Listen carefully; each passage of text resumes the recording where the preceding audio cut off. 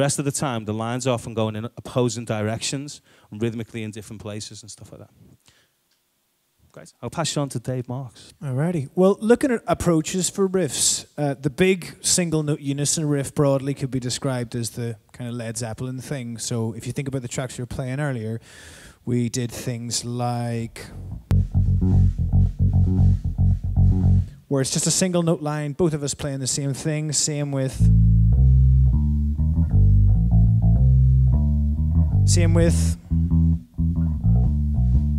so you get this kind of big, thick, heavy sound that comes from it.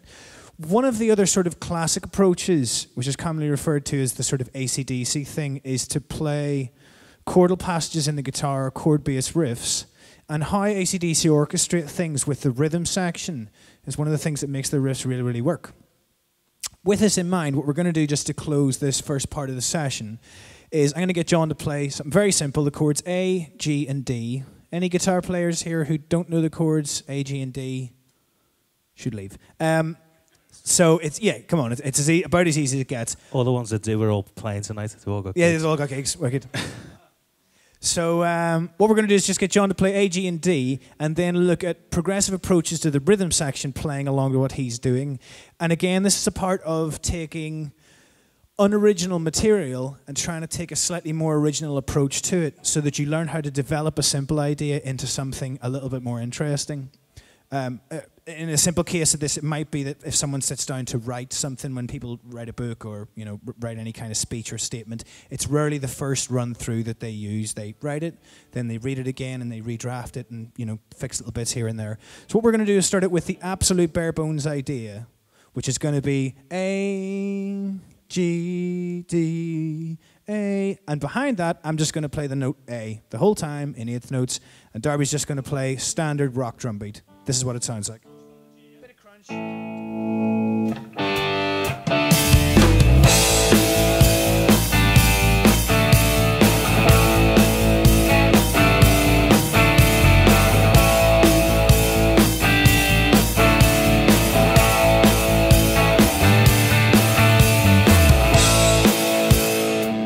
So you get that basic idea. It sounds immediately like kind of that standard eighth note chordal rock thing.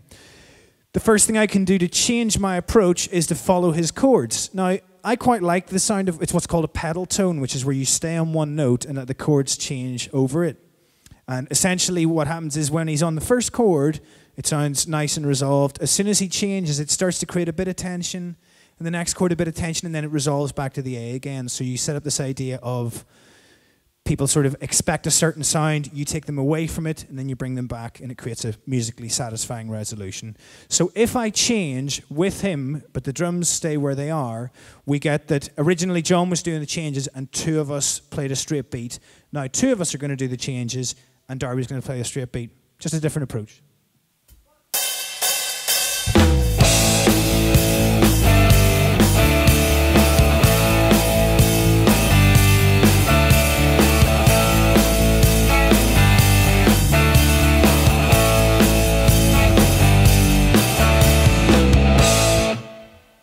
And then finally, if Darby actually hits with us whenever we change, so rather than him playing a boff, gaff, bo, bo, gaff kind of rock beat, he's going to catch particularly that second chord, 1, 2, 3, 4, and 1, 2, and 3, 4. So the G and then the D after it have a little push on them.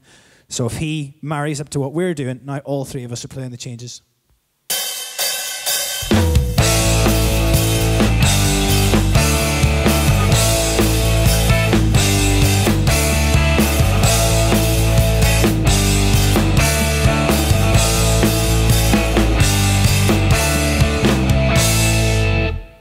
So you can see how we're gradually evolving into a more involved band thing here, where it's what we're doing is more closely knit. At the start, it was a guitar line and a rhythm section.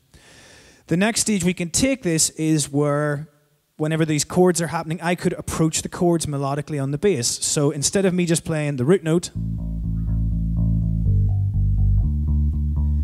I could walk into each chord.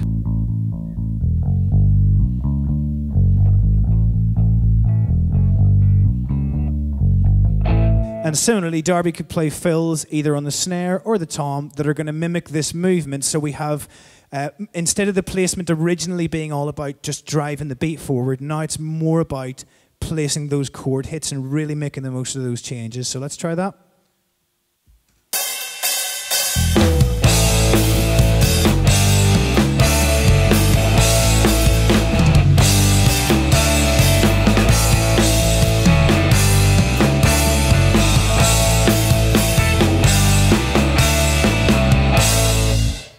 And the key thing with this is that once you have one good idea, that can be enough for building all the sections of an entire song. A lot of AC/DC songs are built off one basic idea, and then what they do is they don't sit down and figure it out like this, but they naturally play through the riffs, and certain approaches seem, for example, the one where we just play nailing down the groove on it on the A sounds more like something you play in a verse because it's more locked down and sedate, whereas moving with the chord changes sounds bigger and maybe more like something from a chorus.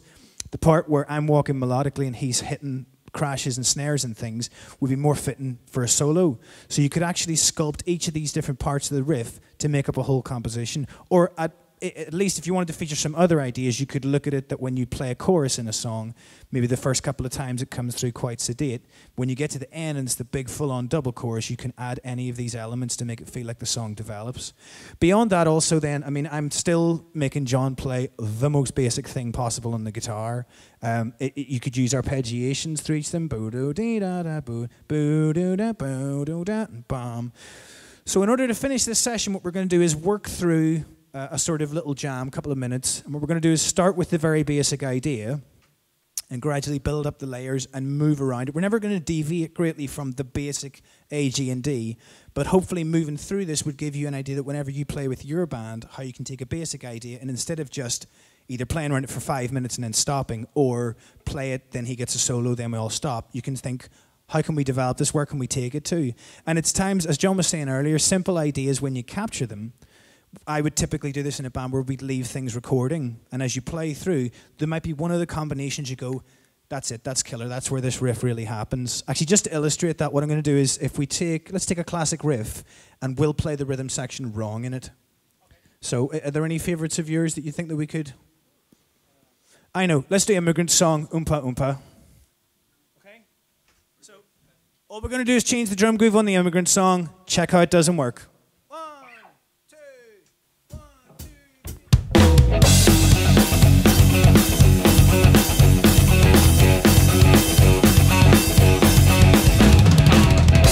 Okay, so it sounds like a bit of a joke. It sounds like kind of, music for clowns to dance around drunk to. It doesn't really have that big, thick, heavy sound. Let's try Smoke on the Water in a halftime feel.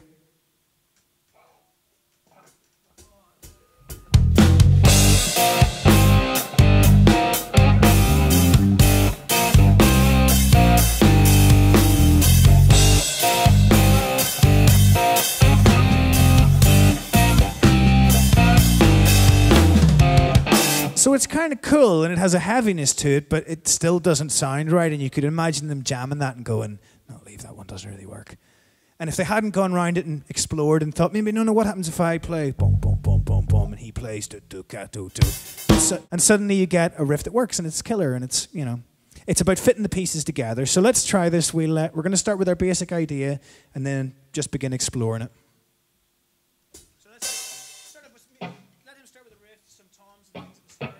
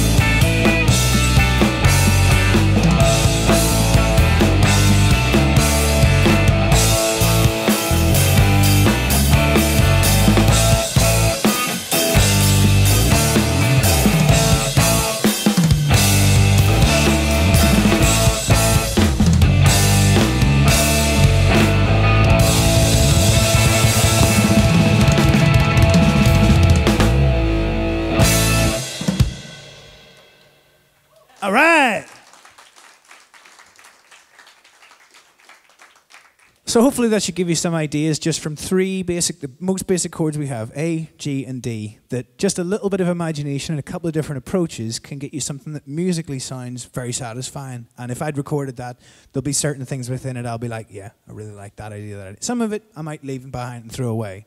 But it's always, as John said, it's about finding those little diamonds and sort of picking them out and having the courage to sort of put them in your pocket and say, I'm going to hang on to that now. It's a bit like thinking of a good band name. Which is a nightmare. They all sound stupid, don't they? Until it becomes something that someone else has thought of, and then it's okay. So John was telling me before, it's the 40th anniversary of Ziggy Stardust and the Spiders from Mars. I can just imagine that rehearsal, right? Right, guys, this is the name of the band. And they, right, okay. But now it's perfectly acceptable, you know. And I guess that's kind of like, you know, how if you come up with the next Smoke on the Water or the next Enter Sandman or any of those kind of things, it might feel a bit like that at first. Until someone else tells you it's cool, sometimes we don't realize it's cool. So I think there's something to be said for sticking with something. You know, if you've got a kind of a sense that something's going to work, stick with it and then work with it. This is where your skill as a musician really comes to the fore, you know.